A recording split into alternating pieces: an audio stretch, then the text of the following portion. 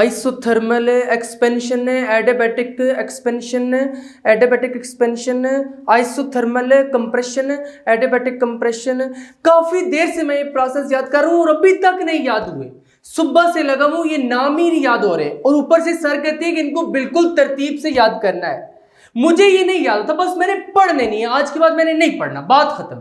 तो किसने कहा है पढ़ो, खाओ पियो चिल करो, क्योंकि मेरा तो एक ही रूल है, I eat after eating, I chill after chilling. Story end. Carnot engine learn.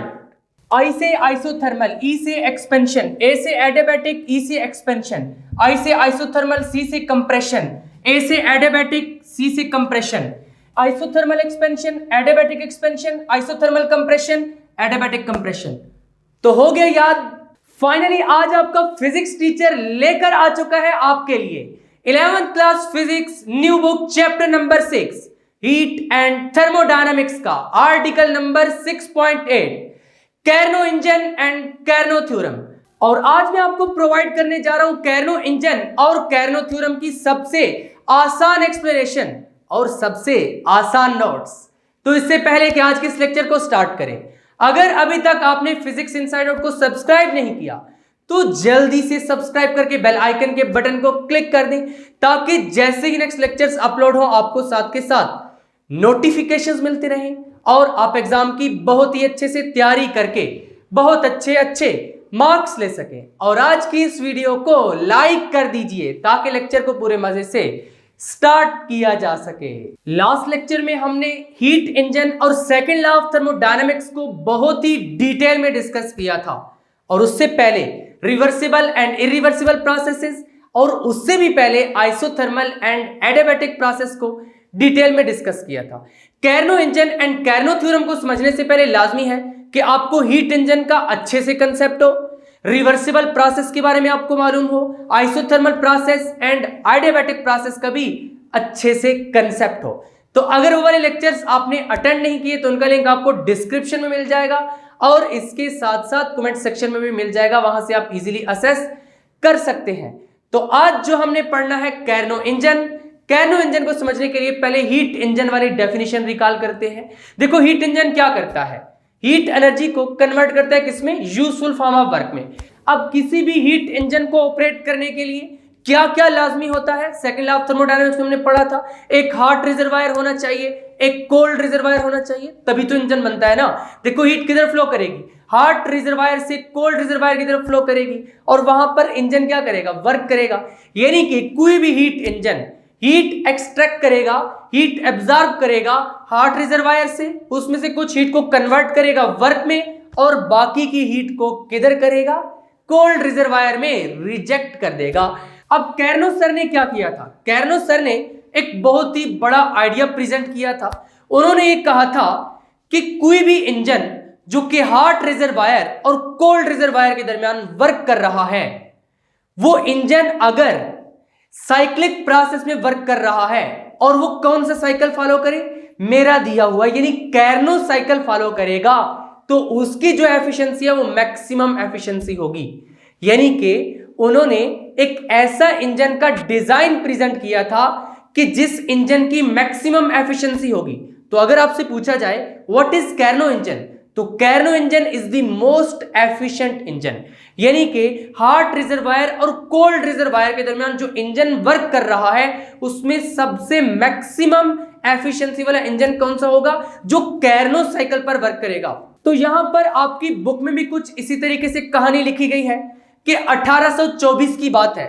कब की, 1824 की। सेडी कार्नो क्या थे, एक साइंटिस्ट थे, उन्होंने आइडिया प्रेजेंट किया था, एक इंजन का आइडिया दिया था। और कौन सा इंजन, आइडियल इंजन, यानी कि मोस्ट एफिशिएंट इंजन। उससे ज्यादा एफिशिएंट इंजन नहीं हो सकता। कैर्नो सर ने सबसे ज्यादा एफिशिएंसी वाले इंजन का आइडिया प्रेजेंट किया था। उन्होंने कहा था कि जस्ट आइसोथर्मल और एडियाबैटिक प्रोसेसेस को यूज करते हुए हम एक ऐसा इंजन डेवलप कर सकते हैं जिसकी एफिशिएंसी क्या होगी, मैक्सिमम होगी। और उन्होंने साथ के साथ ये कहा था कि ये जो इंजन होगा ये कैर्नो साइकिल पर वर्क करेगा, जो कि बिल्कुल आइडियल और रिवर्सिबल साइकिल होगा। अब ये जो आइडियल रिवर्सिबल साइकिल का वर्ड है ना, आज के पूरे लेक्चर में हमने इसी पर बात करनी है। आइडियल रिवर्सिबल साइकिल, इसी को हम कहते हैं कैर्नो साइकिल। कैर्नो साइकिल में जो जो प्रोसेसेस हो रहे होते हैं उन पर हमने बहुत ही डिटेल में बात करनी है, लेकिन क्योंकि लॉन्ग क्वेश्चन आता है पेपर में तो पहले थोड़ी सी कहानी लिखना जरूरी होती है। इसी वजह से यहां पर मैंने आपको प्रॉपर नोट्स भी प्रोवाइड कर दिए कि आपने स्टार्ट कहां से करना है। सबसे पहले क्या करना है, कैर्नो इंजन की हेडिंग लगानी है, यही बात लिखनी है कि सैडी कार्नो एक साइंटिस्ट थे जिन्होंने 1824 में ये आइडिया दिया था कि आइसोथर्मल और एडियाबैटिक प्रोसेसेस को यूज करते हुए हम एक ऐसा इंजन बना सकते हैं, एक ऐसा आइडियल इंजन जिसकी एफिशिएंसी क्या होगी, मैक्सिमम। याद रखें जो कैर्नो इंजन है ये कोई प्रैक्टिकल इंजन नहीं है, ये जस्ट आइडिया है जो कि कैर्नो सर ने प्रेजेंट किया था। उन्होंने ये बताया था कि हॉट रिजर्वायर और कोल्ड रिजर्वायर के दरमियान अगर कोई इंजन आइडियल रिवर्सिबल साइकिल में ऑपरेट करता है तो उसकी जो एफिशिएंसी है वो मैक्सिमम होगी। He demonstrated that a heat engine operating in an ideal reversible cycle. उन्होंने ये कहा कि आइडियल रिवर्सिबल साइकिल में जो इंजन वर्क कर रहा होगा, ऑपरेट कर रहा होगा बिटवीन टू हीट रिजर्वायर्स। देखो किसी भी इंजन को ऑपरेट करने के लिए क्या होना चाहिए, लास्ट लेक्चर में हमने डिटेल में पढ़ा था, लाजमी है कि टू हीट रिजर्वायर्स हो, क्योंकि सेकंड लॉ क्या कहता है, सेकंड लॉ ऑफ थर्मोडायनेमिक्स ये कहता है it is impossible to devise a process which may convert heat extracted from a single reservoir, कि सिंगल रिजर्वायर में से हीट लेकर आप उस सारी की सारी हीट को वर्क में कन्वर्ट नहीं कर सकते, लाजमी तौर पर टू रिजर्वायर्स होने चाहिए। तो कैर्नो सर ने भी यही कहा था कि अगर टू रिजर्वायर्स होंगे, टू हीट रिजर्वायर, यानी एक हॉट रिजर्वायर होगा और एक कोल्ड रिजर्वायर जो कि डिफरेंट टेंपरेचर्स पर होंगे, तो उनमें अगर आइडियल रिवर्सिबल साइकिल को फॉलो करते हुए इंजन ऑपरेट करेगा तो that would be the most efficient heat engine, वो सबसे ज्यादा एफिशिएंट हीट इंजन होगा। नेक्स्ट आपने प्रिंसिपल की हेडिंग लगानी है और यहां पर कैर्नोस इंजन का प्रिंसिपल लिख डालना है। देखो कैर्नो सर ने जो इंजन प्रेजेंट किया था वो भी एक्चुअली क्या है, साइक्लिक इंजन है एक, जो कि रिवर्सिबल साइकिल पे काम करता है। ऑलरेडी हमने यहां पर देखा आइडियल रिवर्सिबल साइकिल। तो Carnot's engine work on the same principle as that of cyclic heat engine.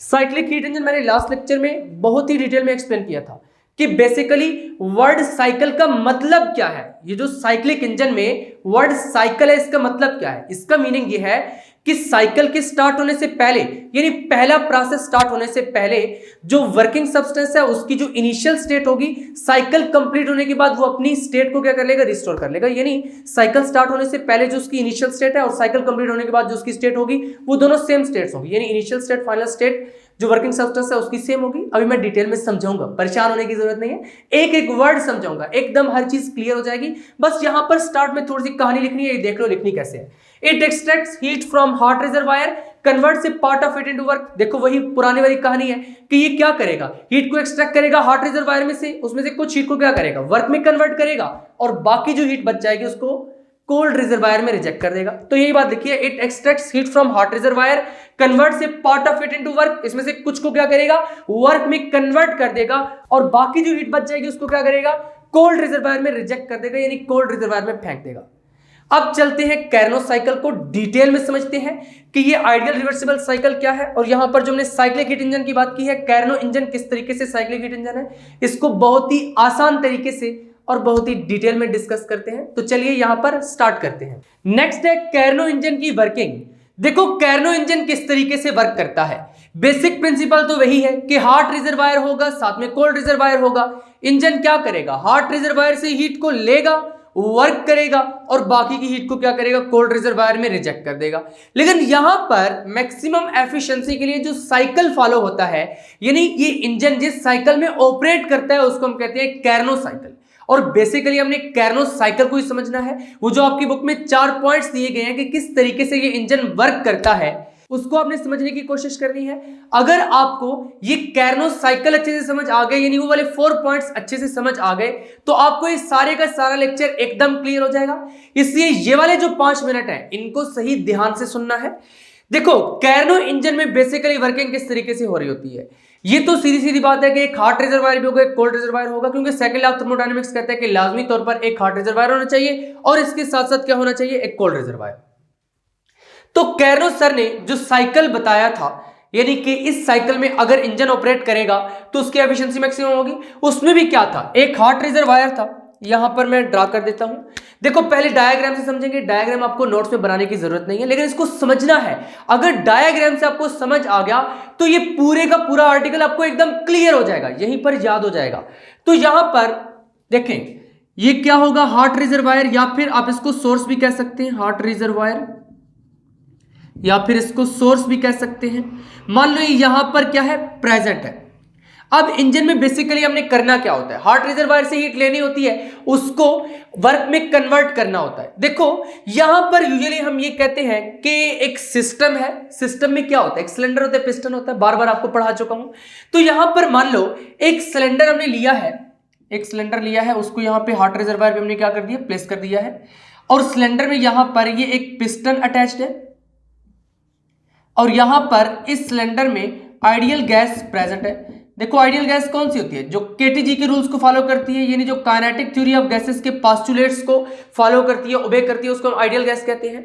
यहां पर कैर्नो सर ने ये कहा था कि जब हार्ट रिजर्वायर से आप इंजन को या सिस्टम को हीट सप्लाई करेंगे तो उस केस में क्या होना चाहिए, सिस्टम का टेम्परेचर और हार्ट रिजर्वायर का टेम्परेचर सेम सेम होना चाहिए। मान लो यहां पर टेम्परेचर कितना है, T1 है, टेम्परेचर कितना है, T1 है, यानी कि यहां पर जब हीट सप्लाई करेंगे तो टेम्परेचर नहीं बढ़ना चाहिए, धीरे धीरे ये सारा प्रोसेस होना चाहिए। जैसे मान लो आपने एक छोटे बच्चे को चुप कराना है, वो रो रहा है, आपने चुप कराना है, तो आप क्या करोगे, चुप कर जाओ, इसके बाद रोए ना तो मैं 2-3 थप्पड़ और लगाऊंगा, वो बेचारा तो और रोना शुरू कर देगा। फिर आप क्या करेंगे, आप आराम से बैठेंगे, उसके साथ आई कांटेक्ट करेंगे, बेटा आपको क्या हुआ है, चुप कर देना, अच्छा अच्छा मैं आपको चीज ही देता हूं, चुप कर जाओ, तो वहां पर वो बच्चा चुप कर जाएगा। यानी आपने उसको उसके लेवल पर आके चुप कराया है। तो यहां पर कैर्नो सर ने कहा था कि जब आपने सब्सटेंस को हीट प्रोवाइड करनी है, यानी कि यहां पर जो वर्किंग सब्सटेंस है उसको जब हीट प्रोवाइड करनी है तो टेम्परेचर मैच करा के चलना है।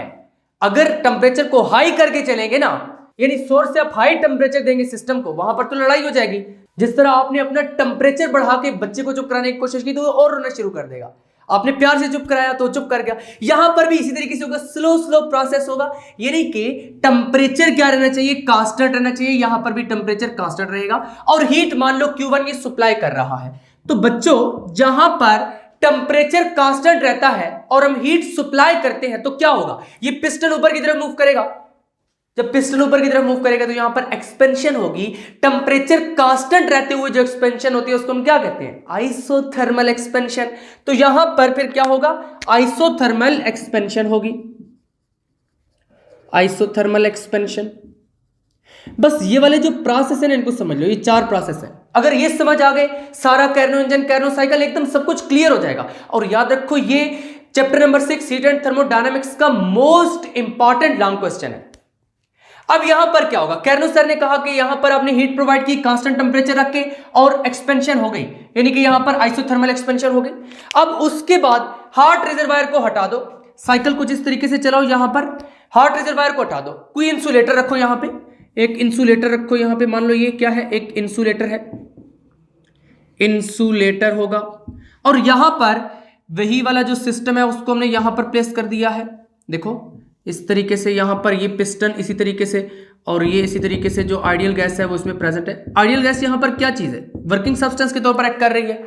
अब देखो यहां पर हम हीट नहीं दे रहे, यहां पर भी होगी तो एक्सपेंशन, क्योंकि देखो पहले एक्सपेंशन चल रही थी, अभी भी एक्सपेंशन होगी यहां पर, लेकिन अब यहां पर हम हीट प्रोवाइड नहीं कर रहे। तो जब हीट प्रोवाइड नहीं करते, ऐसे ही एक्सपेंशन होती है, तो उसको हम क्या कहते हैं, एडियाबैटिक एक्सपेंशन। यानी हीट प्रोवाइड नहीं करोगे, इंसुलेटर पे रखा है, हीट इसमें से निकल भी नहीं सकती, इसमें डाल भी नहीं सकते। जब ना निकाल सकते हो ना डाल सकते हो, तो फिर कौन सा प्रोसेस होगा, एडियाबैटिक प्रोसेस।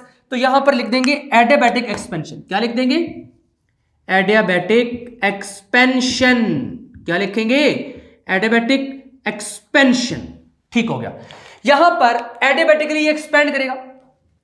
देखो एडियाबैटिक एक्सपेंशन कंप्रेशन, जब मैंने आपको एडियाबैटिक प्रोसेस पढ़ाया था वहां पे बताया था कि जब एडियाबैटिकली सिस्टम एक्सपैंड करता है, हीट एंटर नहीं करोगे। देखो एक्सपैंड किया तो इंटरनल एनर्जी डिक्रीज हुई, वहां पर इसका मतलब है फिर टेम्परेचर ड्रॉप होगा ना। देखो एक्सपैंड किया, हीट बाहर से प्रोवाइड नहीं कर रहे, खुद से एक्सपैंड कर रहे हैं, खुद से वर्क कर रहे हैं। देखो खुद से अगर आप वर्क करोगे तो आपकी एनर्जी डाउन होगी ना। जब तक आप खाओ पियोगे नहीं, ऐसे काम करते रहोगे, बाहर से आपको कुछ भी नहीं मिलेगा, यानी आप खाओगे पियोगे नहीं, तो उस केस में आपकी एनर्जी कम होती जाएगी। तो यहां पर भी इसी तरीके से होगा, ये ऐसे ही वर्क कर रहे हैं, बाहर से हीट नहीं मिल रही, ऐसे ही एक्सपेंड कर रहे हैं, एडियाबैटिक है, बाहर से हीट नहीं मिल रही, ऐसे एक्सपेंड कर रहे हैं, तो इसका मतलब है कि इसकी इंटरनल एनर्जी क्या होगी, डिक्रीज होगी। इंटरनल एनर्जी डिक्रीज होगी तो क्या होगा, टेम्परेचर फॉल करेगा।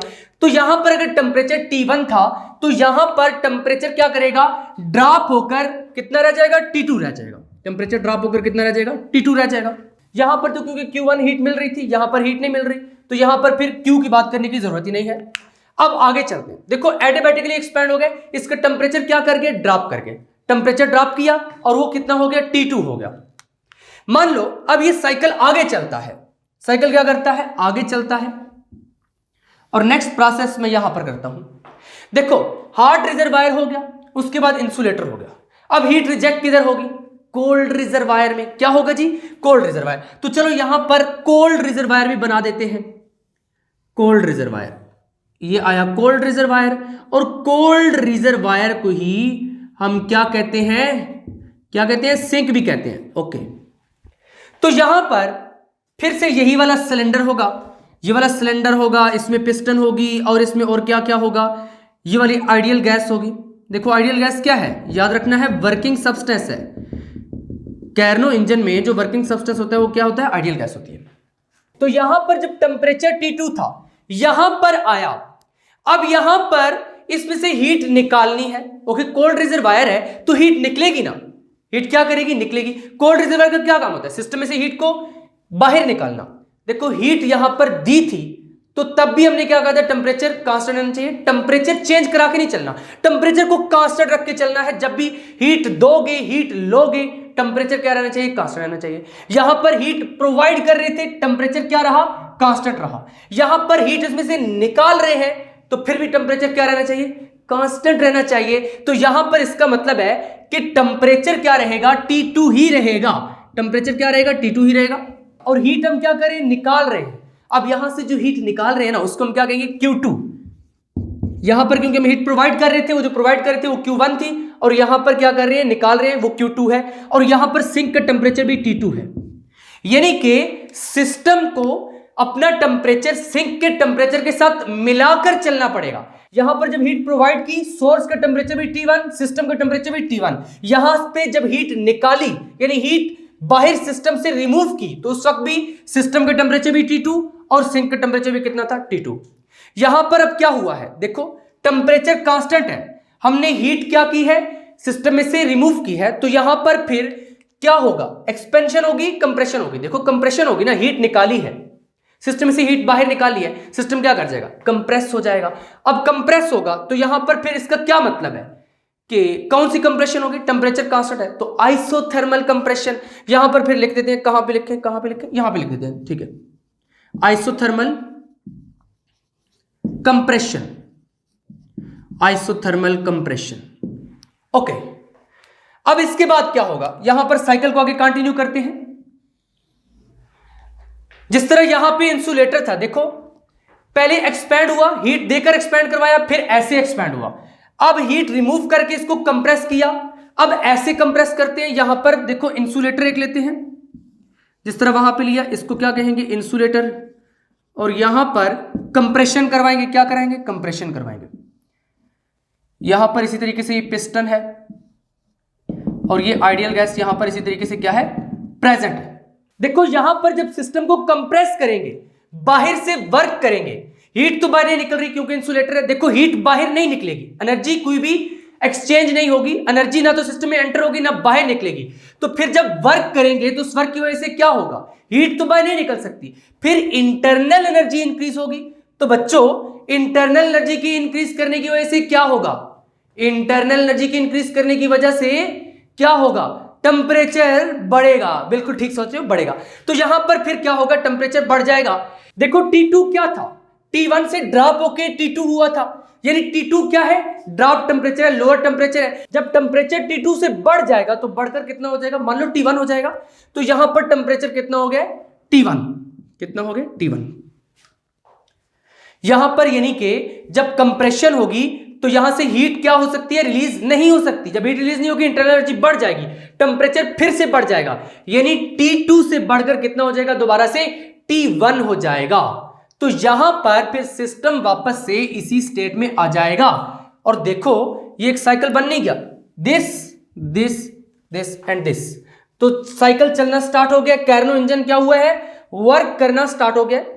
यहां पर क्या था, देखो टेम्परेचर T2 से T1 हुआ, टेम्परेचर चेंज हुआ है, लेकिन यहां पर इंसुलेटर था, जब इंसुलेटर है हीट निकल भी नहीं सकती, हीट ऐड भी नहीं हो सकती, तो यहां पर फिर कौन सी कंप्रेशन हो रही है, एडियाबैटिक कंप्रेशन होगी, क्योंकि ना तो सिस्टम में हीट एंटर होगी और ना ही सिस्टम से हीट लीव करेगी, यहां पर इंसुलेटर है।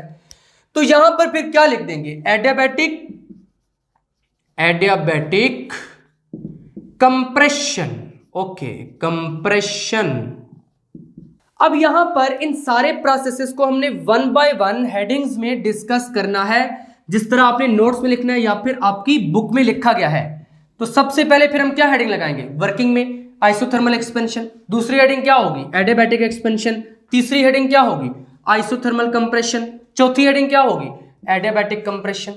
अब इन सारी हेडिंग्स को 1 बाय 1 लगाकर इसमें हम यही वाली कहानी लिख देंगे, जिस तरह आइसोथर्मल एक्सपेंशन में मैंने आपको स्टोरी बताई है, वही वाली स्टोरी उठा के आइसोथर्मल एक्सपेंशन वाली हेडिंग में लिख देंगे, और जो एडियाबैटिक एक्सपेंशन की सारी स्टोरी है वो इसमें उठा के लिख देंगे, इस वाली इसमें लिख देंगे और इस वाली इसमें लिख देंगे। अब इनको याद कैसे करना है, लेक्चर को स्टार्ट ही आज मैंने उस ट्रिक से किया था। देखो रूल मैंने क्या बताया था, याद है rule, I eat after eating, I eat after eating, I chill. I eat after eating, I chill, and after chilling क्या होगा, प्रोसेस ही खत्म हो जाएगा। बस यही कुछ स्टोरी है, सेंटेंस याद रहेगा। देखो खाओ पियो चिल करो, यही कुछ है ना। I eat after eating, I chill, after chilling, बस प्रोसेस ही खत्म हो जाता है। I eat, I से आइसोथर्मल, ई से एक्सपेंशन, यानी पहले वाला क्या है, आइसोथर्मल एक्सपेंशन, ए से एडियाबैटिक, ई से एक्सपेंशन, यानी दूसरे वाला क्या है, एडियाबैटिक एक्सपेंशन, आई से आइसोथर्मल, सी से कंप्रेशन, आई चिल है तो आइसोथर्मल कंप्रेशन होगा, यानी यहां पर क्या होगा, आइसोथर्मल कंप्रेशन। और उसके बाद क्या है, आफ्टर चिलिंग, ए से एडियाबैटिक, सी से क्या बनेगा, कंप्रेशन, यानी कि एडियाबैटिक कंप्रेशन, और ये चौथा वाला है। जिस तरह तरतीब से लिखा हुआ है ऐसे याद करना है, पहला, दूसरा, तीसरा और उसके बाद क्या होगा, चौथा। तो चलो अब वर्किंग की हेडिंग लगाते हैं और सबसे पहले आइसोथर्मल एक्सपेंशन के बारे में वही वाला सेंटेंस लिखते हैं और समझते हैं कि आपकी बुक में क्या लिखा गया है। यहां पर स्टेप 1 में आइसोथर्मल एक्सपेंशन की हेडिंग लगाकर एज इट इज वही सेंटेंस लिख दिया है। किस तरीके से, the gas is allowed to expand isothermally at temperature T1। देखो गैस को आइसोथर्मली एक्सपेंड किया गया, यानी टेम्परेचर कांस्टेंट रह रहा है लेकिन हीट दे रहे हैं ताकि गैस एक्सपेंड करे। तो यही बात लिखी है कि आइसोथर्मली गैस एक्सपेंड हो रही है, टेम्परेचर कितना रहेगा T1 और हीट Q1 एब्जॉर्ब करेगी गैस, जिसकी वजह से वहां पर एक्सपेंशन होगी। और कहां से एब्जॉर्ब करेगी, हार्ट रिजर्वायर से। The process is represented by curve AB। इसी प्रोसेस को हमें क्या करना है, ग्राफ में भी साथ के साथ रिप्रेजेंट कर देना है।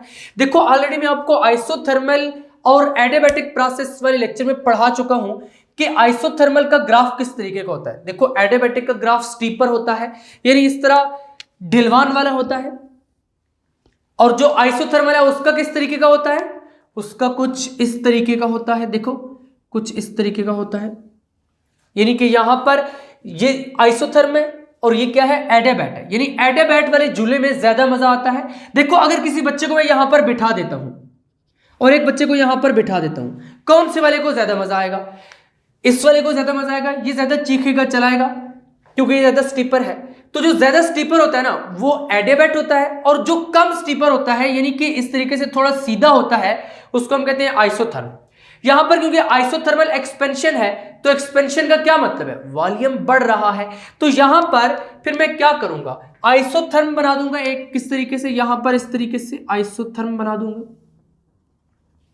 दिस इज द आइसोथर्म, और इसको नाम क्या दूंगा, AB। इस पॉइंट को मैं नाम दे देता हूं A और इसको नाम दे देता हूं B।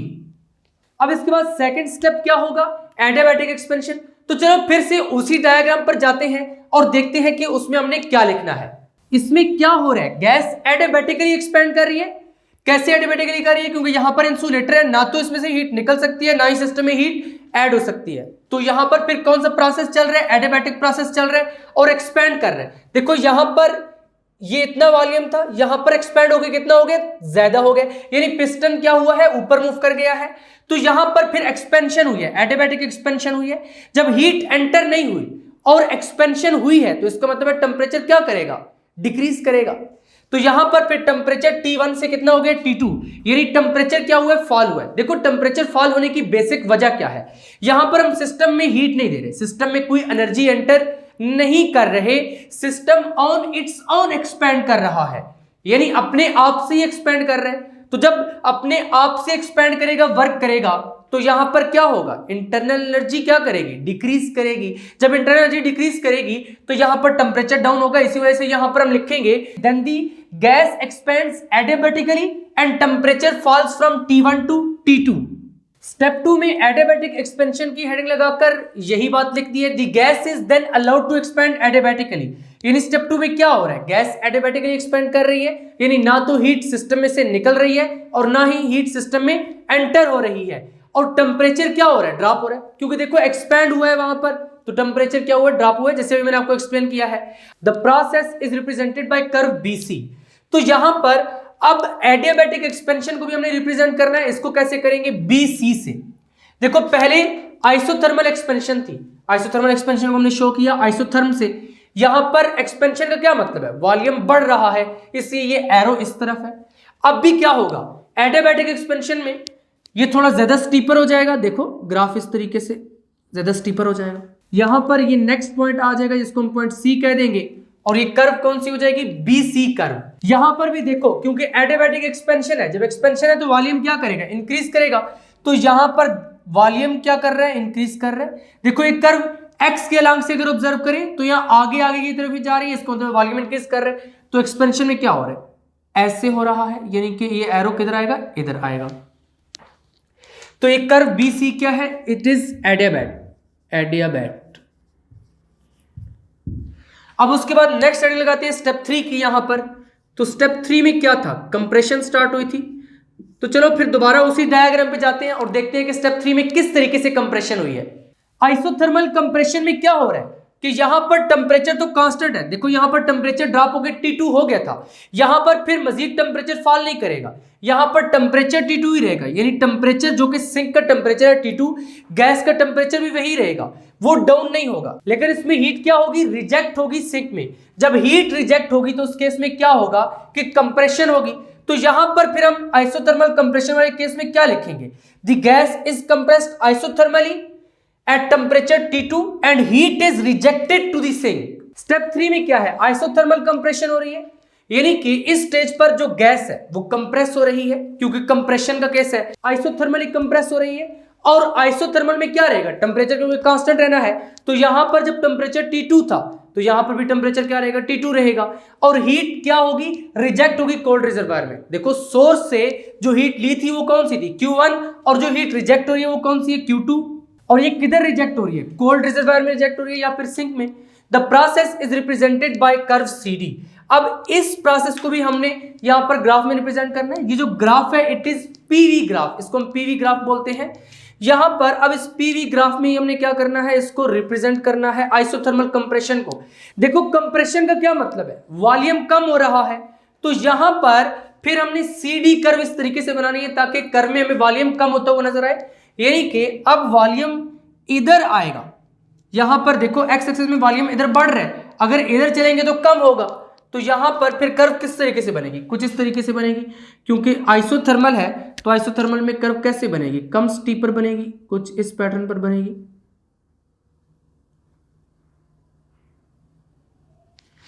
यानी यहां पर इस तरीके से, अगर ये पॉइंट C है तो ये वाला पॉइंट क्या हो जाएगा, D पॉइंट हो जाएगा। और इसको हम क्या नाम देंगे, आइसोथर्म का, आइसोथर्म। और यहां पर क्योंकि वॉल्यूम डिक्रीज हो रहा है तो एरो किधर होगा, इस तरफ होगा, इस तरीके से। तो it is showing isothermal compression.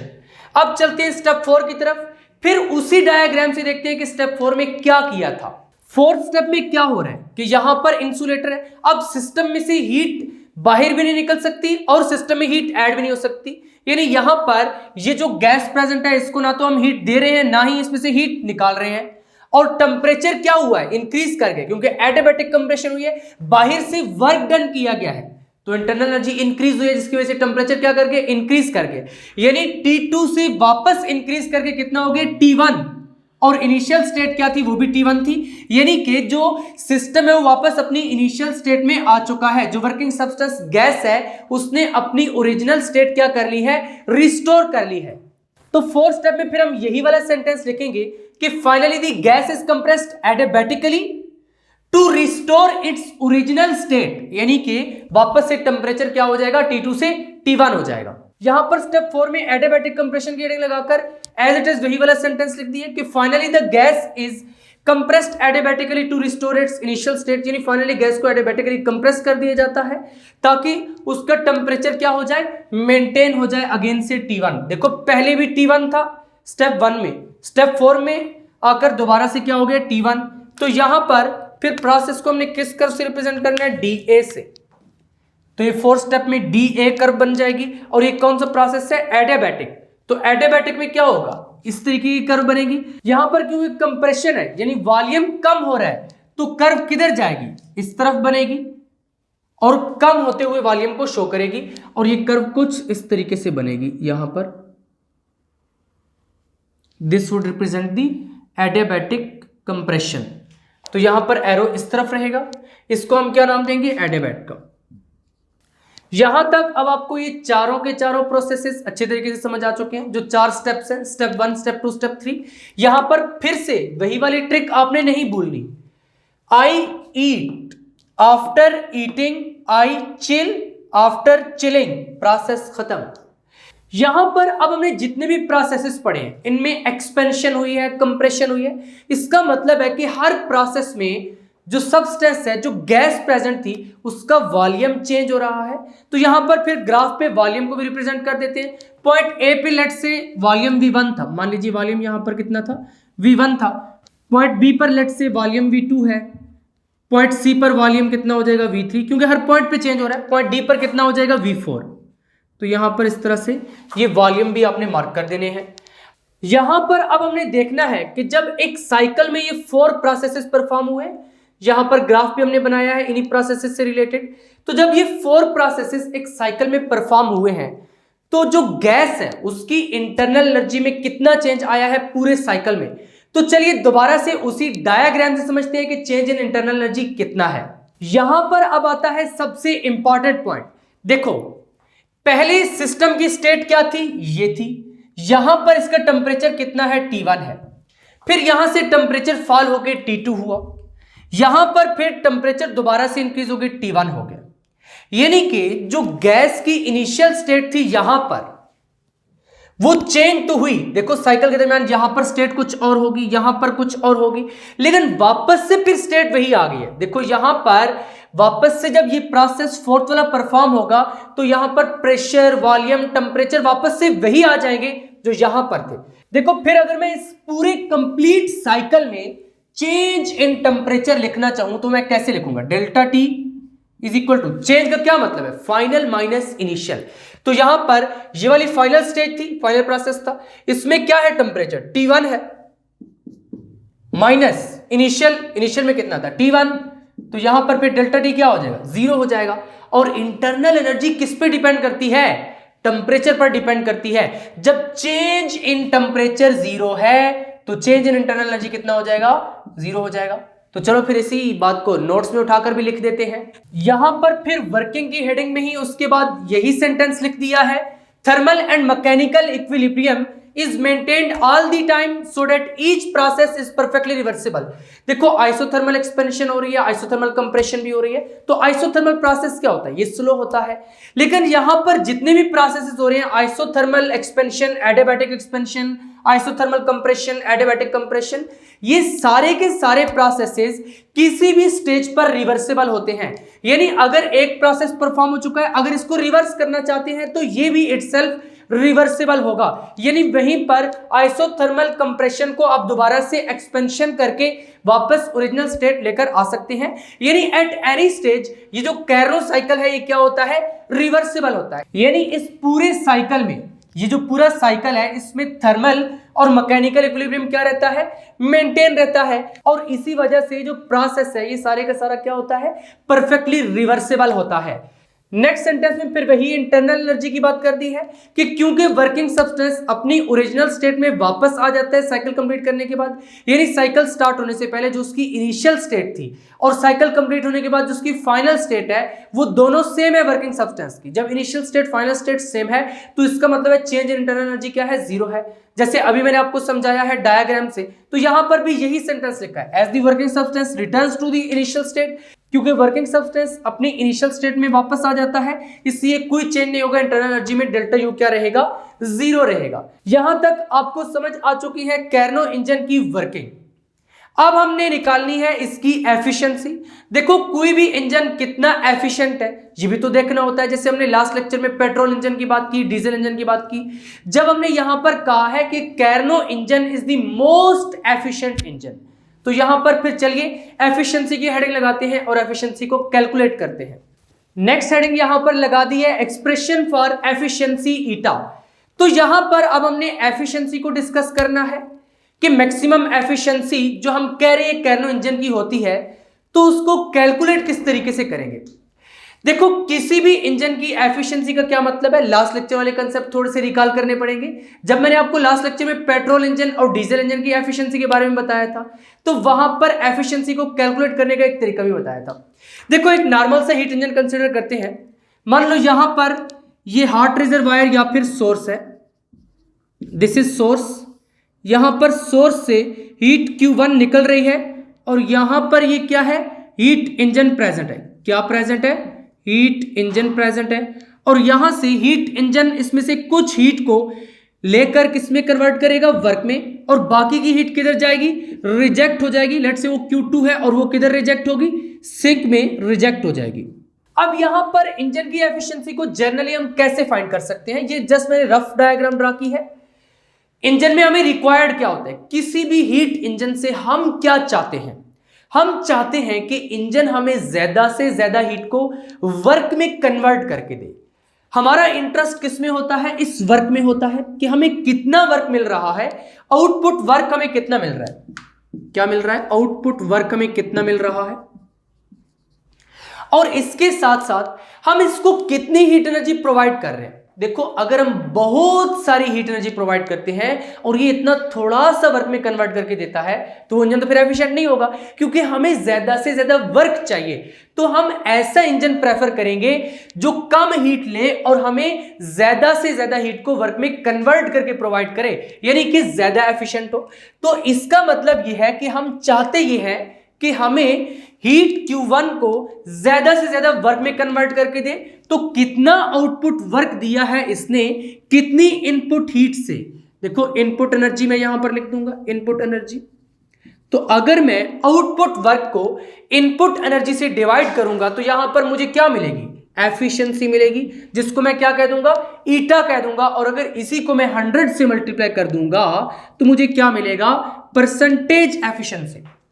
देखो बच्चों आपके लेट से मार्क्स आ जाते हैं, मैं आईसीएस की एग्जांपल लेता हूं, टोटल मार्क्स कितने होते हैं, 560 होते हैं ना फर्स्ट ईयर के। लेट से आपके मार्क्स आ जाते हैं 540 मार्क्स, कितने आ जाते हैं, 540। तो देखो अगर आप बहुत ज्यादा मार्क्स लोगे तो यहां पर परसेंटेज कितनी होती जाएगी, ज्यादा होती जाएगी। तो इसी तरीके से यहां पर जब इंजन हमें ज्यादा हीट को वर्क में कन्वर्ट करके देता रहेगा तो उसकी एफिशिएंसी भी क्या होती जाएगी, ज्यादा होती जाएगी। यानी आपके जो ऑब्टेन मार्क्स हैं वो जितने ज्यादा होंगे इतनी ज्यादा आपकी परसेंटेज होगी। तो यहां पर इंजन हमें जितना ज्यादा आउटपुट पे वर्क देगा इतना ज्यादा इंजन क्या हो जाएगा, एफिशिएंट हो जाएगा। यहां पर फिर एफिशिएंसी को कैलकुलेट करने के लिए हमें क्या क्या चाहिए, आउटपुट वर्क और इनपुट एनर्जी। देखो इनपुट एनर्जी तो यहां से नजर आ रही है, अगर यहां पर मैं हीट इंजन की बजाय कैर्नो इंजन लिख दूं तो बेहतर रहेगा, क्योंकि यहां पर अभी हम क्या पढ़ रहे हैं, कैर्नो इंजन, और हमने कैर्नो इंजन की एफिशिएंसी निकालनी है। यहां पर जो इनपुट एनर्जी है वो तो Q1 हो जाएगी, लेकिन अब हमने फाइंड करना है कि आउटपुट वर्क कितना होगा।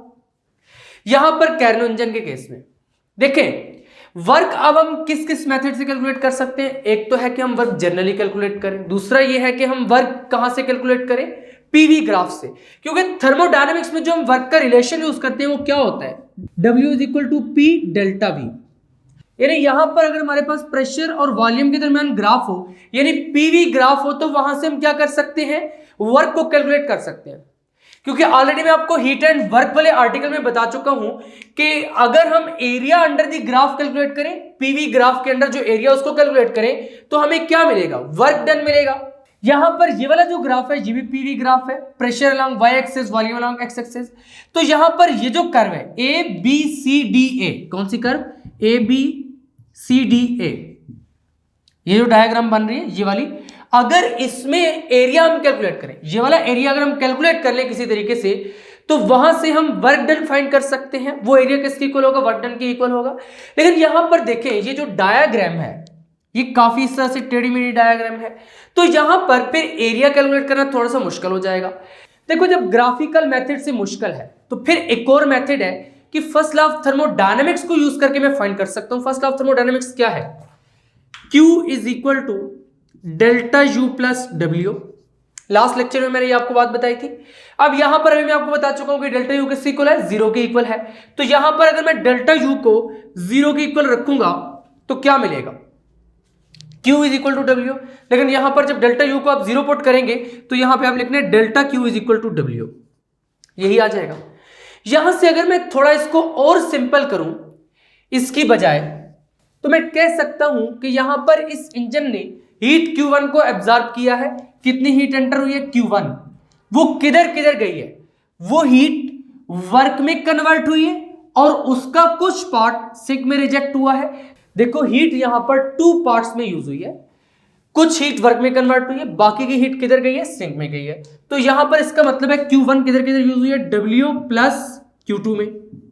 तो यहां पर अगर मैं W फाइंड आउट करूं तो ये आएगा Q1 माइनस Q2। एक तो ये मेथड है कि इससे भी आप वर्क कैलकुलेट कर सकते हैं। यहां पर मैं डेल्टा Q की जगह पर Q1 माइनस Q2 पुट कर लूंगा, तो यहां से भी वही आ जाएगा, W is equal to Q1 minus Q2। तो यहां पर फिर हम ये वाला मेथड यूज करते हैं वर्क को कैलकुलेट करने के लिए, क्योंकि ग्राफिकल मेथड जो है ये थोड़ा मुश्किल हो जाता है। तो चलिए अभी इसी कहानी को उठा के यहां पर सबसे पहले लिख देते हैं और उसके बाद आगे प्रोसीड करते हैं। यहां पर फिर हमने वही वाले सेंटेंस उठा के लिख दिए कि जो net work done during one cycle है, कि एक साइकिल में जो नेट वर्क डन है वो हम इस पीवी डायग्राम से कैलकुलेट कर सकते हैं। जो एरिया इस डायग्राम में आ रहा है, कौन सी diagram, A B C D A. उसके बाद क्या लिखा है, it can also be estimated from the net heat delta Q absorbed in one cycle. जो भी मैंने आपको बताया है कि नेट हीट डेल्टा क्यू को कैलकुलेट करके भी हम फर्स्ट लॉ ऑफ थर्मोडायनामिक्स को यूज करके वर्क डन को कैलकुलेट कर सकते हैं। तो यहां पर अभी मैंने आपको क्या बताया था, डेल्टा क्यू कितना था, delta Q is equal to Q1 minus Q2। देखो टोटल हीट कितनी थी, Q1, उसमें से जो Q2 हीट थी वो तो सिंक में रिजेक्ट हो गई, बाकी की जो हीट रह गई थी वो कितनी रह गई थी, Q1 माइनस Q2, जो वर्क में कन्वर्ट हुई है। तो इसलिए हमने लिखा delta Q is equal to Q1 minus Q2। अब यहां पर फर्स्ट लॉ ऑफ थर्मोडायनामिक्स को यूज करते हैं। According to first law of thermodynamics, अब फर्स्ट लॉ ऑफ थर्मोडायनामिक्स क्या कहता है, Q is equal to delta U plus W। यानी कि जो सिस्टम में आप हीट एंटर करेंगे, एक तो वो सिस्टम की इंटरनल एनर्जी को इंक्रीज करेगी और उसके साथ साथ वो हीट किस में कन्वर्ट होगी, वर्क में कन्वर्ट होगी। लेकिन हमारे केस में तो डेल्टा U जीरो के इक्वल है। जैसे अभी मैंने आपको बताया था कि जो वर्किंग सब्सटेंस है ये वन साइकिल कंप्लीट करने के बाद अपनी ओरिजिनल स्टेट को मेंटेन कर लेता है। तो यहां पर फिर हम क्या करेंगे, डेल्टा U को जीरो पुट करेंगे। When delta U is equal to zero comma then, देखो जब डेल्टा U को आप जीरो पुट कर देंगे ना, तो फिर यहां पर आपने Q is equal to W नहीं लिखना, वरना ये गड़बड़ हो जाएगा। आपने फिर लिखना है delta Q is equal to W, या फिर ये लिख दें directly Q1 minus Q2, Q1 minus Q2 is equal to delta U को जीरो लिख दीजिए, जीरो प्लस W हो जाएगा। तो यहां पर आप लिख दीजिए सिंस करके delta Q is equal to Q1 minus Q2। अब यहां पर क्या हो जाएगा, जीरो प्लस W तो W ही रह जाएगा। तो this implies that W is equal to Q1 minus Q2। तो यहां से वर्क डन तो हमने कैलकुलेट कर लिया। अब इसके बाद हमने क्या कैलकुलेट करनी है, एफिशिएंसी। तो एफिशिएंसी का फार्मूला मैंने अभी आपको बताया था। तो यहां पर क्या लिखेंगे, the efficiency of heat engine is defined as, तो किस तरह से डिफाइन करते हैं, eta is equal to output work divided by input energy, यही लिखते हैं आउटपुट वर्क, या फिर सिंपली आप ये भी कह सकते हैं आउटपुट डिवाइड बाय इनपुट, कि आपने जो इनपुट दिया उसके बदले में आपको कितनी आउटपुट मिली है। आउटपुट और इनपुट ये भी क्या बताएगा, एफिशिएंसी। तो आउटपुट पे हमें क्या मिला है, वर्क मिला है, तो ब्रैकेट में वर्क लिख दीजिए। इनपुट पे हमने क्या दिया था, एनर्जी दी थी, तो एनर्जी लिख दीजिए। यहां पर वर्क को हम W के इक्वल रख देंगे और इनपुट एनर्जी क्या थी, Q1। जो एनर्जी इंजन ने एब्जॉर्ब की थी वो Q1 एनर्जी थी, इनपुट एनर्जी। तो इनपुट एनर्जी को Q1 लिख देते हैं, आउटपुट वर्क को W लिख देते हैं और आगे प्रोसीड करते हैं। यहां पर अब वर्क को W लिख दिया है और इनपुट एनर्जी को Q1 लिख दिया है। अभी हमने W कैलकुलेट किया, वो कितना आ रहा था, Q1 माइनस Q2। तो यहां पर पुट कर दीजिए, क्या लिखेंगे, since W is equal to Q1 minus Q2 कमसो, तो इस केस में क्या हो जाएगा, eta is equal to Q1 minus Q2 divided by Q1। अब यहां पर ये हीट Q1 और Q2 कौन सी हीट्स हैं, अगर आपको याद हो तो यहां पर अभी जो हमने कैर्नो साइकिल डिस्कस किया था, जो डायग्राम ड्रा की थी, उसमें मैंने आपको बताया था कि जब आइसोथर्मल एक्सपेंशन हो रही थी फर्स्ट स्टेप में, उसमें हम Q1 हीट क्या कर रहे थे, सिस्टम को दे रहे थे। और जब आइसोथर्मल कंप्रेशन हो रही थी, यानी वो कोल्ड रिजर्वायर में प्रेजेंट था सिस्टम, तो उस केस में हीट क्या हो रही थी, Q2 हीट रिजेक्ट हो रही थी। यहां पर जब Q1 हीट हमने सिस्टम को प्रोवाइड की थी तो उस वक्त टेम्परेचर कितना था, T1। और जब Q2 हीट सिस्टम ने रिजेक्ट की थी तो उस वक्त टेम्परेचर कितना था, T2। तो इसका मतलब यह है कि जो हीट Q1 और Q2 है ये प्रोपोर्शनल है टेम्परेचर ऑफ हॉट रिजर्वायर और टेम्परेचर ऑफ कोल्ड रिजर्वायर के। क्योंकि जब हमने हॉट रिजर्वायर पर उस सिस्टम को प्लेस किया हुआ था, उस वक्त हीट कौन सी सिस्टम को दी थी हमने, Q1।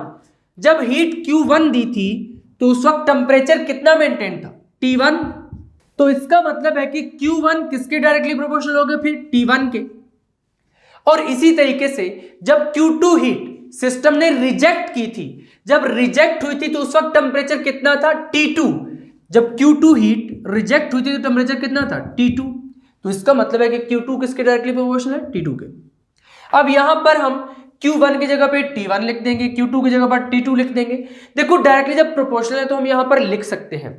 तो चलिए अब यही सेंटेंस यहां पे उठाकर लिखते हैं, the energy transfer in an isothermal expansion और कंप्रेशन, यानी आइसोथर्मल एक्सपेंशन और कंप्रेशन में ही हमने एनर्जी का ट्रांसफर देखा है। आइसोथर्मल एक्सपेंशन में क्या हुआ था, एनर्जी सिस्टम को दी थी, और आइसोथर्मल कंप्रेशन में क्या हुआ था, एनर्जी सिस्टम से रिमूव की थी, यानी कि ली थी। Turns out to be proportional to Kelvin temperature. जैसे अभी यहां पर मैंने आपको बताया Q1 is directly proportional to T1 and Q2 is directly proportional to T2, यानी केल्विन टेम्परेचर के प्रोपोर्शनल आती हैं। So Q1 and Q2 are proportional to Kelvin temperatures T1 and T2 respectively, यानी Q1 is proportional to T1 and Q2 is proportional to T2। अब actually इसका proper एक proof भी है कि Q1 क्यों डायरेक्टली प्रोपोर्शनल है T1 के और Q2 क्यों डायरेक्टली प्रोपोर्शनल है T2 के। लेकिन ये हम BS में हीट एंड थर्मोडायनामिक्स एक कोर्स है, उसमें स्टूडेंट्स को डिराइव करवाते हैं। यहां पर इसकी कोई मैथमेटिकल डेरिवेशन आपकी बुक में नहीं है, आपने जस्ट इसको याद रखना है कि Q1 किसके प्रोपोर्शनल है, T1 के, और Q2 किसके प्रोपोर्शनल है, T2 के।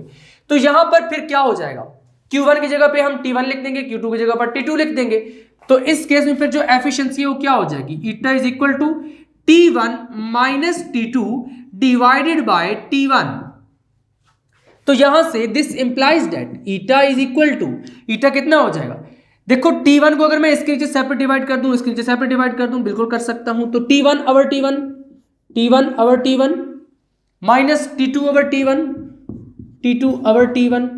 यहां से अगर T1 और T1 को कैंसिल करें तो क्या आएगा, 1 आएगा। सिंपल सी मैथ है, eta is equal to 1 minus T2 over T1, T2 over T1। यहीं से हम फिर परसेंटेज एफिशिएंसी भी कैलकुलेट कर सकते हैं। कैसे करेंगे, इसी को 100 से मल्टीप्लाई कर देंगे तो परसेंटेज एफिशिएंसी मिल जाएगी। तो अब हम नेक्स्ट हेडिंग पर यही लगाएंगे कि परसेंटेज एफिशिएंसी कैसे कैलकुलेट करते हैं। तो यहां पर चलिए परसेंटेज एफिशिएंसी की हेडिंग लगाते हैं। परसेंटेज एफिशिएंसी को कैलकुलेट करने के लिए क्या किया है, वही वाला फार्मूला लिखा है 1 माइनस T2 ओवर T1 और उसको 100 से मल्टीप्लाई कर दिया है, साथ में परसेंटेज का सिंबल लगा दिया है। अब इस फार्मूला से जो वैल्यू आएगी वो किसकी होगी, परसेंटेज एफिशिएंसी की। यानी जब भी आपने परसेंटेज एफिशिएंसी कैलकुलेट करनी है तो इस रिलेशन में वैल्यूज पुट करेंगे, यहां से परसेंटेज एफिशिएंसी निकलेगी। अब यहां पर हमने देखना है कि कैर्नो इंजन की जो एफिशिएंसी है वो किस किस पर डिपेंड कर रही है। देखो इस रिलेशन में आपको कितने वेरिएबल्स नजर आ रहे हैं, जस्ट 2 वेरिएबल्स हैं, T1 और T2। इसका मतलब है कि कैर्नो इंजन की एफिशिएंसी जस्ट टेम्परेचर T1 और T2 पर डिपेंड करती है। T1 कौन सा टेम्परेचर है? Temperature of hot reservoir. T2 कौन सा टेम्परेचर है? Temperature of cold reservoir. इसका मतलब है कि जो कैर्नो इंजन है इसकी efficiency just temperature of hot reservoir और टेम्परेचर ऑफ कोल्ड रिजर्वायर पर डिपेंड करती है। इसी वजह से हमने लिखा है the efficiency of Carnot engine depends on the temperature of hot and cold reservoirs, यानी ये just hot and cold reservoirs के टेम्परेचर पर डिपेंड करती है। It is independent of the nature of the working substance. देखो इसमें ऐसा कोई फैक्टर नहीं है जिससे ये मालूम हो रहा हो कि जो एफिशिएंसी है वो nature of the working substance पर डिपेंड करती है, क्योंकि डायरेक्टली यहां से नजर आ रहा है कि T1 और T2 पर डिपेंड कर रही है। तो इसी वजह से हमने लिख दिया है कि ये nature of the working substance पर डिपेंड नहीं करती। हमने यहां पर वर्किंग सब्सटेंस आइडियल गैस को लिया था, लेकिन रिलेशन ने ये प्रूव कर दिया है कि वर्किंग सब्सटेंस किसी भी नेचर का है उस पर परसेंटेज एफिशिएंसी या एफिशिएंसी डिपेंड नहीं करती। अब यहां पर देखें T1 और T2 के दरमियान जितना ज्यादा डिफरेंस होगा इंजन इतना ज्यादा एफिशिएंट होगा। देखो T1 क्या है? टेम्परेचर ऑफ हॉट रिजर्वायर, और T2 क्या है? Temperature of cold reservoir. Hot जितना ज्यादा हॉट होगा और कोल्ड जितना ज्यादा कोल्ड होगा उस केस में हमारे पास एफिशिएंसी क्या होगी? मैक्सिमम होगी। अब ऐसा क्यों लिखा है कि larger the temperature difference of two reservoir the greater is the efficiency? ऐसा क्यों होगा? देखो यहां पर अगर मैं टेम्परेचर T1 को बहुत बड़ा कर देता हूं, क्या कर देता हूं? बहुत बड़ा कर देता हूं, तो फिर क्या हो जाएगा? T2 और T1। जब T1 बहुत बड़ा हो जाएगा और T2 जो कोल्ड रिजर्वायर का टेम्परेचर है ये बहुत कम हो जाएगा, तो इस केस में यहां पर इस डिवीजन का जो रिजल्ट आएगा वो क्या आएगा? बहुत छोटा सा रिजल्ट होगा, यानी बहुत ही स्मॉल नंबर होगा यहां से हमें डिवाइड करके जो मिलेगा, क्योंकि ऊपर बहुत स्मॉल है नीचे बहुत लार्ज नंबर है, तो यहां पर जो रिजल्ट मिलेगा that would be very very small number. तो 1 में से अगर बहुत ही छोटा नंबर माइनस करेंगे तो जो आंसर आएगा वो 1 के करीब करीब होगा। उसको जब आप 100 से मल्टीप्लाई करेंगे तो वो 100 के करीब करीब होगा। इसका मतलब है कि जितना ज्यादा टेम्परेचर डिफरेंस होगा एफिशिएंसी 100 के इतने करीब करीब होगी। तो यहां से फिर इसी वजह से हमने लिखा है the larger the temperature difference, कि जितना ज्यादा टेम्परेचर डिफरेंस होगा टू रिजर्वायर के टेम्परेचर में the greater is the efficiency, इतनी ज्यादा ही एफिशिएंसी होगी। अब हमने देखना है कि क्या किसी भी हीट इंजन की एफिशिएंसी 100% हो सकती है या नहीं हो सकती। यहां पर अब हेडिंग लगा दिए heat engine can not be 100% efficient. कोई हीट इंजन भी ऐसा नहीं है जो 100% एफिशिएंट हो। अब इसका रीजन क्या है? यहां पर पहले थोड़ा सा रफ वर्क करते हैं, उसके बाद नोट्स की तरफ पढ़ते हैं कि नोट्स में क्या लिखा है। देखो हीट इंजन की एफिशिएंसी कैसे निकालते हैं? Eta is equal to 1 minus T2 over T1, इसी तरह से हमने पढ़ा है। अब ये वाला जो रिलेशन है ये हमने कैसे डिराइव किया है? कैर्नो इंजन और कैर्नो साइकिल को कंसीडर करते हुए डिराइव किया है। इसका मतलब है कि इस रिलेशन से जो एफिशिएंसी की वैल्यू निकल कर आएगी that would be the maximum efficiency. यहां पर अब इस रिलेशन से एफिशिएंसी की वैल्यू किस वक्त 100% हो सकती है, यानी परसेंटेज एफिशिएंसी की वैल्यू। यहां पर दोनों लिख लेते हैं, एक सिंपल एफिशिएंसी और दूसरी हम परसेंटेज एफिशिएंसी भी लिख लेते हैं। 1 minus T2 over T1 multiplied by 100%, ठीक हो गया। तो यहां पर अब हमने क्या करना है? देखो इस रिलेशन में कोई ऐसा करो ताकि आंसर यहां पर 1 आ जाए, यहां पर 100 आ जाए। अगर मैं यहां पर T2 की जगह पे 0 पुट करूं, T2 की जगह पर क्या करूं? 0 पुट करूं, तो 0 ओवर समथिंग क्या हो जाएगा? 0 हो जाएगा, यानी कि कुछ इस तरीके से हो जाएगा 1 minus 0 over T1 this is equal to 1 minus 0 this is equal to 1। यहां पर भी अगर मैं 0 पुट करूं तो 1 माइनस 0 क्या रह जाएगा? 1 रह जाएगा। तो 1 मल्टीप्लाइड बाय 100% कितना हो जाएगा? 100% हो जाएगा। तो इसका मतलब है कि हीट इंजन की एफिशिएंसी 1 या 100% सिर्फ उस केस में हो सकती है जब T2 कितना हो जाए? 0 हो जाए। और यहां पर अभी मैं आपको बता चुका हूं कि T1 और T2 किस में मेजर करेंगे? केल्विन में, क्योंकि इसका ऐसा यूनिट टेम्परेचर का क्या है? केल्विन है। और यहां पर तो लाजमी तौर पर केल्विन में होने चाहिए जब रिलेशन में यूज कर रहे हैं। तो इसका मतलब है कि जब T2 की वैल्यू 0 केल्विन होगी तो उस केस में हीट इंजन की एफिशिएंसी 1 या फिर 100% हो सकती है। लेकिन ऐसा कोई रिजर्वायर एग्जिस्ट ही नहीं करता जिसका टेम्परेचर 0 केल्विन हो। अब 0 केल्विन क्यों नहीं एग्जिस्ट करता? इसका आंसर ऑलरेडी मैं इस चैप्टर के फर्स्ट लेक्चर में दे चुका हूं जब मैंने आपको काइनेटिक थ्योरी ऑफ गैसेस के बारे में बताया था और आइडियल गैस इक्वेशन में। तो यहां पर फिर टेम्परेचर T2 जब 0 केल्विन है तो उस वक्त एफिशिएंसी कितनी आ रही है 1 या 100%। लेकिन हमने यहां पर ये कहा है कि टेम्परेचर 0 केल्विन नहीं हो सकता, ऐसा रिजर्वायर है ही नहीं, कोई प्रैक्टिकल रिजर्वायर ऐसा नहीं है जिसका टेम्परेचर 0 केल्विन हो। याद रखो 0 केल्विन का मतलब यह है कि वहां पर जो वाइब्रेशन है एटम्स मॉलिक्यूल्स की वो टोटली ब्लॉक हो चुकी है, यानी रुक चुकी है, टोटली इस तरह फ्रीज हो चुके हैं कि वहां पर वो टोटली मोशन स्टॉप हो चुका है। लेकिन ऐसा नहीं हो सकता, लिहाजा temperature T2 is equal to 0 kelvin ये इम्पॉसिबल है। इसी वजह से हमने लिखा है efficiency of heat engine can never be 1 और 100%, कि एफिशिएंसी ऑफ हीट इंजन 1 या 100% नहीं हो सकती। क्यों नहीं हो सकती? बिकॉज 0 केल्विन एग्जिस्ट नहीं करता। यहां पर हमने लिखा है कि 100% नहीं हो सकती जब तक कि कोल्ड रिजर्वायर का टेम्परेचर एब्सोल्यूट 0 केल्विन को हम बोलते हैं एब्सोल्यूट 0। याद रखना है 0 केल्विन को क्या बोलते हैं? एब्सोल्यूट 0, क्योंकि केल्विन स्केल से जो टेम्परेचर मेजर होता है उसको हम बोलते हैं एब्सोल्यूट टेम्परेचर, और फिर 0 केल्विन जो टेम्परेचर है दैट इज द एब्सोल्यूट 0। तो अगर कोल्ड रिजर्वायर का टेम्परेचर एब्सोल्यूट 0 हो तो उसी केस में ये वाली एफिशिएंसी आ सकती है। सच रिजर्वायर्स आर नॉट अवेलेबल, क्योंकि ऐसे रिजर्वायर्स अवेलेबल नहीं है, and hence maximum efficiency is always less than 1। देखो बच्चों, जब 0 केल्विन टेम्परेचर वाला रिजर्वायर एग्जिस्ट नहीं करता कोल्ड रिजर्वायर, तो उस केस में फिर यहां पर एफिशिएंसी कितनी आएगी? देखो eta is equal to 1 minus, यानी T2 की वैल्यू 0 से बड़ी बड़ी होगी, 0 से बड़ी कुछ भी हो सकती है। तो यहां पर अगर T2 प्रेजेंट होगा तो जब भी आप नीचे किसी नंबर से डिवाइड करेंगे तो यहां पर कोई ना कोई आंसर आएगा। जब आंसर आएगा तो इसका मतलब है कि 1 में से उसको माइनस करेंगे तो नंबर क्या होगा? 1 से छोटा हो जाएगा। फिर एज ए रिजल्ट जो यहां से नंबर निकलेगा वो 1 से छोटा होगा। इसी वजह से हमने लिखा है hence maximum efficiency is always less than 1, कि मैक्सिमम एफिशिएंसी हमेशा क्या होगी? लेस देन 1 होगी, क्योंकि 1 में से कुछ माइनस हो रहा है। जब माइनस होगा तो फिर आंसर क्या होगा? 1 से कम होगा। The Carnot cycle establishes an upper limit on the efficiency of all heat engines। यहां पर इंजन्स होगा। अब ये जो सेंटेंस है, ये वाला सेंटेंस कि Carnot cycle upper limit of efficiency को सेट करता है किसी भी इंजन की। अगर पूरे लेक्चर का या फिर पूरे इस आर्टिकल का खुलासा निकाला जाए, समरी बयान की जाए, तो वो ये सेंटेंस है कि Carnot साइकिल क्या करता है? ये upper limit of the efficiency को एस्टैब्लिश करता है। अभी इसी स्टेटमेंट को मजीद समझने के लिए पहले हम Carnot थ्योरम को समझते हैं, वहां से आपको बहुत ही आसानी से वाली स्टेटमेंट समझ आ जाएगी। यहां पर अब Carnot थ्योरम की हेडिंग लगा दी है। इसकी दो स्टेटमेंट्स हैं, एक तो ये सिंपल वाली स्टेटमेंट है छोटे वाली, और एक ये एक्सटेंडेड स्टेटमेंट है जो कि थोड़ी बड़ी स्टेटमेंट है। यानी ये स्टेटमेंट भी इसी से निकाली गई है, बेसिकली उसको एक्सप्लेन करके लिखा गया है। अब यहां पर इन स्टेटमेंट्स को समझने के लिए पहले एक एग्जांपल कंसीडर करते हैं। बहुत ही शानदार एग्जांपल है। अब एग्जांपल में कंसीडर ये करना है यहां पर कि लेट्स से एक हीट इंजन है। हीट इंजन किस तरीके का होता है? यहां पर हॉट रिजर्वायर होगा, जैसे पहले हम लोग कंसीडर करते रहे, हॉट रिजर्वायर होगा, दरमियान में यहां पर क्या होगा? इंजन होगा। इंजन क्या करेगा? इस हीट में से कुछ को वर्क में कन्वर्ट करेगा। यहां पर हीट क्या है? Q1, और जो रिजेक्ट करेगा लेट्स से वो कितनी है? Q2, और रिजेक्ट किधर करेगा? कोल्ड रिजर्वायर में। Okay, cold reservoir. यहां पर एक और भी ऐसे इंजन बना लेते हैं।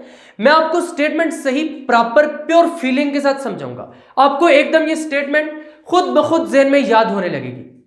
यहां पर ऐसा ही एक और हीट इंजन भी ड्रा कर लेते हैं, वो थोड़ा इधर ड्रा करते हैं।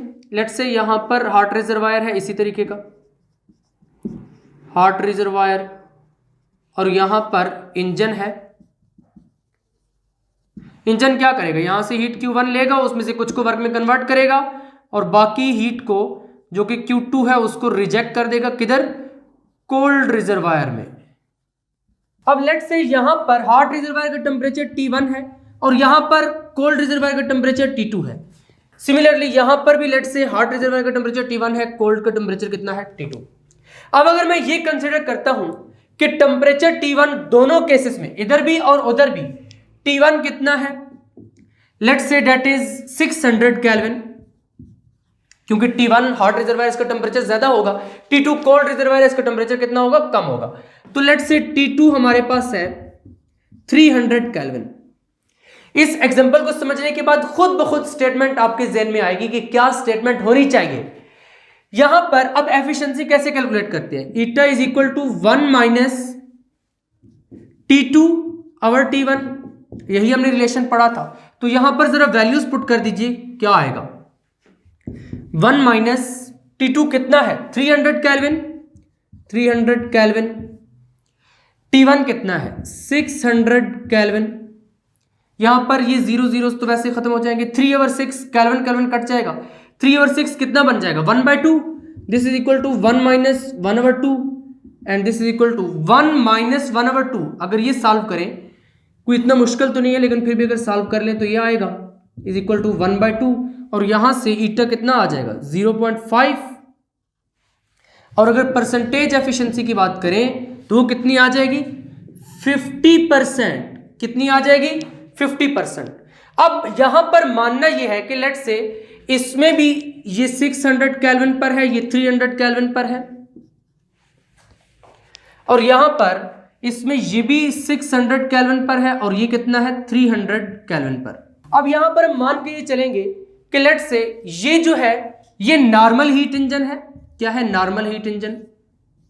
लेकिन यहां पर ये जो इंजन है ये कैर्नो साइकिल में वर्क कर रहा है। तो यहां पर लेट्स से ये कैर्नो इंजन है, क्या कंसीडर कर लें कैर्नो इंजन है, यानी इसमें ये जो इंजन है ये कैर्नो साइकिल पर लेट्स से वर्क कर रहा है। अब कैर्नो सर ने ये कहा था कि ये जो इंजन है इसकी एफिशिएंसी इतनी होगी, इसकी एफिशिएंसी इतनी होगी। कैर्नो इंजन अगर 600 केल्विन और 300 केल्विन टेम्परेचर के रिजर्वायर्स के दरमियान वर्क कर रहा है तो उसकी एफिशिएंसी 50% होगी और कैर्नो इंजन की एफिशिएंसी मैक्सिमम होगी, बाकी किसी भी इंजन की एफिशिएंसी इससे कम होगी। तो पता ये चला कि कैर्नो इंजन की एफिशिएंसी जब 50% है तो इन्हीं वैल्यूज के साथ अगर इस इंजन की एफिशिएंसी कैलकुलेट करोगे तो वो कम आएगी, क्योंकि यहां पर हीट का लॉस भी होगा, यहां पर फ्रिक्शन वगैरह भी होगी जब वर्क होगा, तो यहां पर लॉसेस होंगे। ये तो आइडियल केस था ना कैर्नो इंजन में, यहां पर 50% आ रही है, यहां पर लॉसेस भी होंगे, तो यहां पर लाजमी तौर पर 50% से कम होगी नॉर्मल केस में। तो कैर्नो थ्योरम की स्टेटमेंट ये है नो हीट इंजन, इसको मान लो ये हीट इंजन है, no heat engine can be more efficient than the Carnot engine operating between the same two reservoirs. Same two reservoir का क्या मतलब है, यहां पर भी 600 केल्विन, यहां पर भी 600 केल्विन, यहां पर भी 300 केल्विन, यहां पर भी 300 केल्विन, यानी ये भी 600 300 के दरमियान ऑपरेट कर रहा है, ये भी 600 300 के दरमियान ऑपरेट कर रहा है। ये जो नॉर्मल वाला हीट इंजन है, जरा स्टेटमेंट को दोबारा समझो, यहां पर ये जो हीट इंजन की बात हो रही है ये नॉर्मल हीट इंजन की बात हो रही है। नो हीट इंजन, इसको मान लो इसकी बात हो रही है, no heat engine can be more efficient than the Carnot engine operating between the same two temperatures. ये भी 600 300 के दरमियान ऑपरेट कर रहा है, वो भी 600 300 के दरमियान ऑपरेट कर रहा है, लेकिन कैर्नो सर का कहना यह था कि इसकी एफिशिएंसी कम आएगी इससे। यानी हमेशा हमेशा जो नॉर्मल हीट इंजन है, जो प्रैक्टिकल हीट इंजन है, जो हीट इंजन बन सकता है, उसकी एफिशिएंसी क्या होगी कम होगी कैर्नो इंजन से। तो यह है कैर्नो थ्योरम। अब इसी कैर्नो थ्योरम को जरा एक्सटेंड करके जरा थोड़ा बढ़ा चढ़ा के कैसे बयान करते हैं, all Carnot's engine operating between the same two temperatures. यानी कि कैर्नो इंजन है, जैसे ये कैर्नो इंजन है, यहां पर मान लो इसी तरीके का एक और कैर्नो इंजन है, इसी तरीके का एक और कैर्नो इंजन है, सब में वर्किंग सब्सटेंस डिफरेंट डिफरेंट है। क्या है सब में वर्किंग सब्सटेंस जो प्रेजेंट है उसका नेचर डिफरेंट डिफरेंट है। तो कैर्नो सर ये कहते हैं कि जो कैर्नो इंजन है डिफरेंट डिफरेंट वर्किंग सब्सटेंस वाले भी अगर उनमें टेम्परेचर रिजर्वायर्स में सेम है तो उन सब की एफिशिएंसी क्या होगी सेम होगी। यहां पर मान लो ये एक कैर्नो इंजन है, ये दूसरा कैर्नो इंजन है, इसमें वर्किंग सब्सटेंस 1 है, खुद से नाम दे देते हैं वर्किंग सब्सटेंस 1, इसमें वर्किंग सब्सटेंस 2। कैर्नो सर का कहना यह था ऑल कैर्नो इंजन्स, तमाम Carnot engines operating between the same two temperatures, मान लो ये भी उन्हीं दो टेम्परेचर के दरमियान ऑपरेट कर रहा है, ये भी उन्हीं दो टेम्परेचर के दरमियान ऑपरेट कर रहा है, तो इन दोनों की एफिशिएंसी क्या होगी सेम होगी, चाहे इनका वर्किंग सब्सटेंस डिफरेंट ही क्यों नहीं है। तो समझ आई, कैर्नो थ्योरम की स्टेटमेंट क्या है? ये थी सिंपल वाली स्टेटमेंट और ये है एक्सटेंडेड स्टेटमेंट। तो मैं उम्मीद करता हूं कि यहां पर आपको ये स्टेटमेंट अच्छे तरीके से समझ आ चुकी होगी। आज के लेक्चर में हमने कैर्नो इंजन और कैर्नो थ्योरम के बारे में पढ़ा है, जो कि most important topic of chapter number 6 था।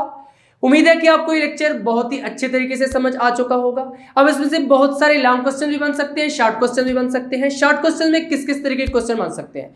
What is the working principle of Carnot's engine, या फिर कैर्नो साइकिल के बारे में पूछ सकता है। मोस्ट इंपॉर्टेंट क्वेश्चन ये है, what is meant by Carnot theorem, या फिर ऐसा भी आ सकता है, state Carnot theorem, why the efficiency of heat engine can not be 100%, या फिर ऐसे भी दे सकता है, efficiency of heat engine can not be 100%, why. यानी इस तरीके के बहुत सारे क्वेश्चन बन के आ सकते हैं।